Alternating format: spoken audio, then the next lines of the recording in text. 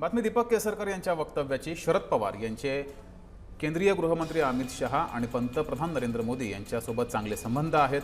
शरद पवार जर एनडीएमध्ये आले तर एनडीए मजबूत होईल, असं वक्तव्य दीपक केसरकर यांनी केलं आहे. पवार साहेब ज्येष्ठ नेते आहेत, अनेक वर्ष महाराष्ट्राचं नेतृत्व केलेले आहे आणि राष्ट्रीय स्तरावर ज्यांनी नेतृत्व केलेलं आहे असे महाराष्ट्राचे एक सुपुत्र आहेत. त्याच्यामुळे त्यांच्या येण्याने निश्चितपणे एनडीए मजबूत होईल याची मला खात्री आहे.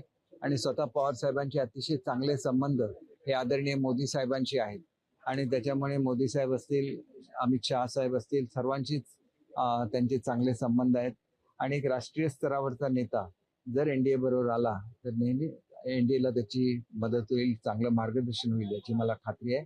आणि महाराष्ट्रामध्ये सुद्धा या गोष्टीने निश्चितपणे जनतेला आनंद होईल.